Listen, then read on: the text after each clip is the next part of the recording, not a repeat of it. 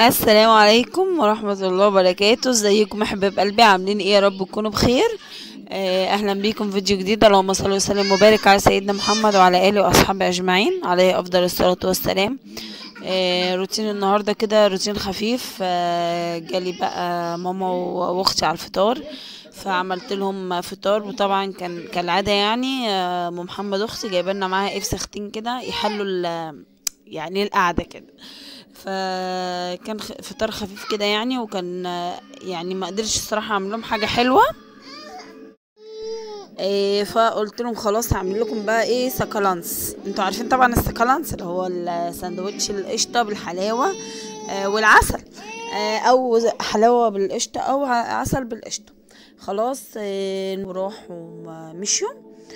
كان بقى ام محمد قلت لها هاتيلي معاكي الكبه عشان الخلاط عند راجل بيتصلح عشان اعمل الهريسه قبل ما الفلفل يعني قعدت يومين 3 اهو كده، يومين تقريبا، خلاص خفت يبوظ بقى. فعملتها طحنتها، عملت لي علبه يعني مش صغيره ومش كبيره، وسط كده.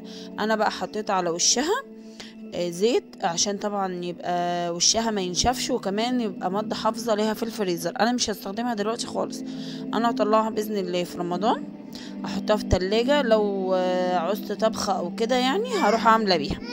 خلاص شلت بقى الهريسة دي في الليزر. وبعد كده دخلت بقى عملت الغدا. انا قلت اخلص يومي بدري بدري كده.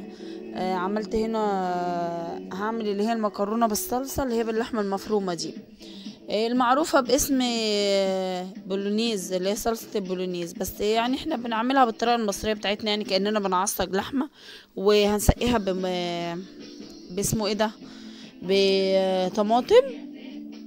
وسلقت مكرونة اللي هي الاسباجيتي واتسبكت وخلاص، واكلنا الحمد لله. اسرع اكلة في العالم.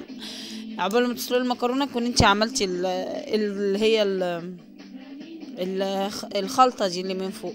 خلاص اتغدينا الحمد لله. فكان كنت جايبة برتقان خزنه رمضان يعني. كنت جايبة بس مش كتير قوي يعني، ب30 جنيه كده، كان ال4 ب10. قلت هجيب حبة بحبة عشان انا بطلعهم في السبت، فطبعا الدور بتاعنا عالي فتعبت منه.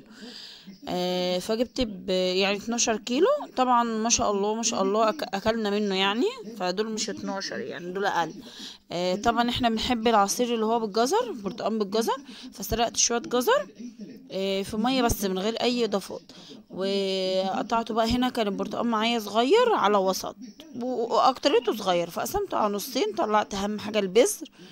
وسلقت الجزر اهو شرايح رفيعه خالص عشان في العصير ما يضايقنيش وما اقعدش اخلط فيه كتير قوي. لو قطعتيه بصوا مهري خالص اهو. بس كده. وعبيته بقى في الاكياس، كام كيس بالجزر وكام كيس ساده، ولسه هجيب ان شاء الله تاني عشان انتوا عارفين رمضان يعني عصاير.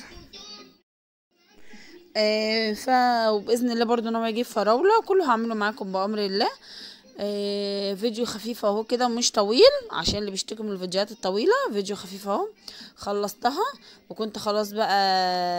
انا بقى ما كنت الصبحيه ما اكلتش بقى حلاوه بالقشطه، رحت اكلت بالليل بقى. اتعشيت بيها. دمار بقى، بلا دايت بلا بتاع. يلا اشوفكم على خير باذن الله فيديو جديد. مع السلامه. متنسوش اللايك.